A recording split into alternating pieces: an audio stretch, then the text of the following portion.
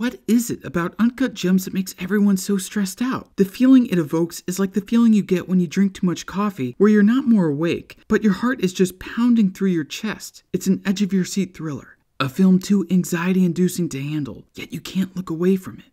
Just like the titular Black Opal, it's mesmerizing. Today on the Kino Corner, let's look at the Safdie brothers' 2019 hit film, Uncut Gems.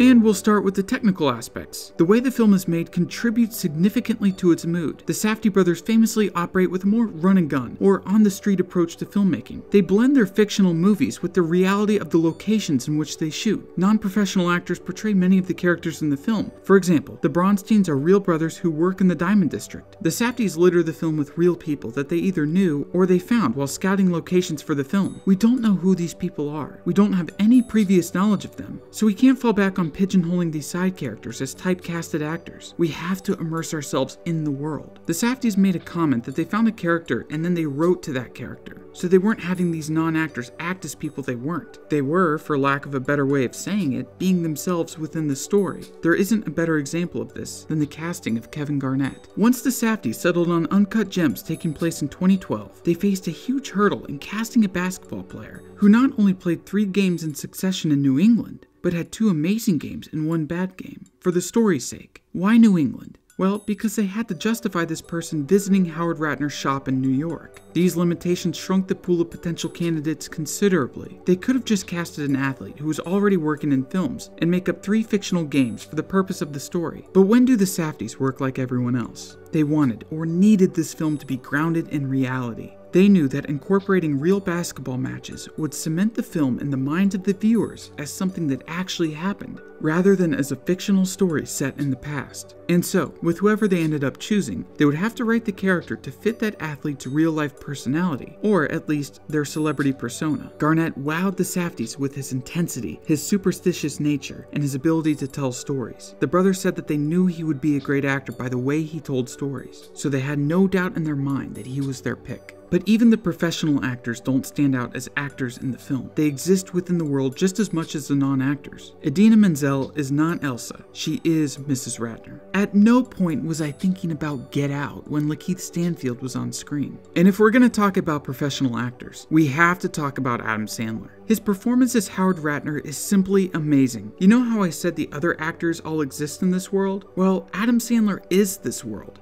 His performance holds the whole movie together. He's in just about every scene of the film, which is no small feat for an actor. Honestly, I'm surprised that people were shocked that he had the acting chops to pull it off. Have you not seen Punch Drunk Love, the Meyerowitz stories, or Sandy Wexler? I mean, I haven't seen the last one, but I'm assuming it's great because of how good the other ones are. Here's the thing about his performance. It's so obvious that he completely internalized the character. Not only does he move like Ratner should move or talk like Ratner should talk, but he thinks like Ratner should think. You can see it all in his eyes. You can see him scheming, thinking of how to worm his way out of the current situation, or thinking of a new plan to make more money. And he's not only about the money, he also just wants to be liked. He shows off so much that it makes me think that, above all, he just wants approval. But he's a slimy guy, so we know that that's probably not going to happen. Sandler exudes these qualities admirably. He makes us, the audience, like Howard. He's not acting as Howard Ratner. He is Howard Ratner. The Safdies also make the world feel more realistic and immediate with their camera and lens choices. They shot the film on 500T film stock, the fastest Kodak film, which also means the grainiest. But the grain is more felt than seen in this film. I would say too that the grain makes us feel like it's a record of a real event. And of course, the more real the film feels, the more invested we get because in our minds, these aren't characters and plot points, but real people and real events. In addition, Darius Kanji, forgive me if I'm saying this wrong, the cinematographer,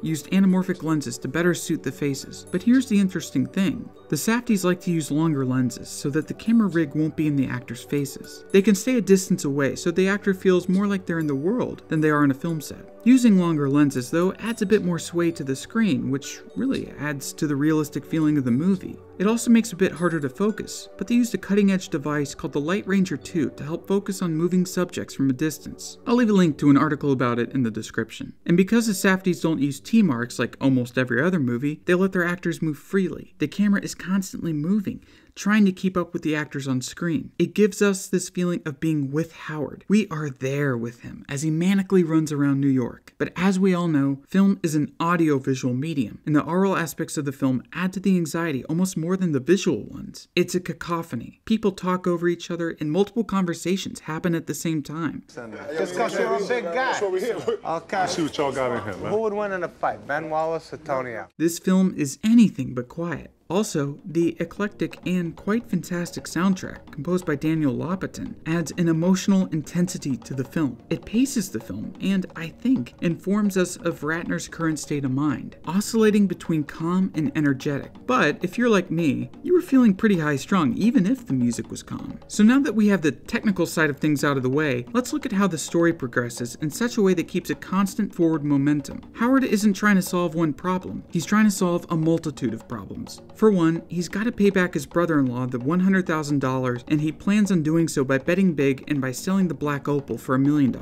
Of course, his brother and his hired goons mess it all up by calling off the winning bet, which just drives Ratner into more desperate measures. There's also the problem that KG wants to have the Black Opal, but Ratner thinks he can make more money from the auction. But he can't make any money from it if KG, who believes The Rock improves his performance, won't give it back. And then there's the problem that at the auction, the appraiser values it way lower than he expected, so he has his father-in-law drive up the price to get KG to buy it at a more premium price, but that fails, and his father-in-law gets stuck with the bill, just adding to Howard's debt. But that's not all Howard is dealing with. He owes debts to other people that try to collect from him. His wife wants to divorce him because he's having an affair with a mistress, and the mistress isn't exactly being loyal to him, and at least tries cheating on him with the weekend. Then when he pressures Ratner to sell his fake Rolexes, that goes south. Plus Ratner loses the money he made pawning KG's championship ring, so before he can get the Black Opal back, he has to buy the ring back at a premium price. And it's all happening while Ratner is betting everything he has on basketball games. Sports betting is tense enough, but with the structure of the film, the Safdies ensure that there's always something driving Howard, always nagging at him. That's not to say that there aren't moments of respite, because there are. But even in these calmer moments, it's hard to shake the anxieties of his issues. So that's why Uncut Gems is insane. It's the marriage of a gritty, grounded, and realistic aesthetic with a heart-pounding script, led by Adam Sandler at the top of his game. He might play as a complete sleazeball jewel peddler, but he takes every problem on the chin and continues moving forward. We can't help but love Howard, even if we might also hate him. Seriously, why didn't the Academy at least nominate him? But I'll leave you all with something to chew on as a final thought. This is something I noticed in my subsequent viewings, but the Black Opal brings out the opposing worldviews of Ratner and Garnett. When Ratner gazes into the gems, he sees money, material wealth. Yet, when Garnett peers into the Black Opal, he sees a flurry of images that include history, the mines, his personal past, and more. To him, the Black Opal is something spiritual, something supernatural. But at the end of the day, despite their conflicting worldviews, they both want the Black Opal to bring them personal glory. So what does that say about people in general? Are we all inherently selfish and vicious? Perhaps, perhaps not. I'd like to see what you think down in the comments. If you like this video, please leave a like, comment, and subscribe if you want to see more content like this. Holy shit, I'm gonna come.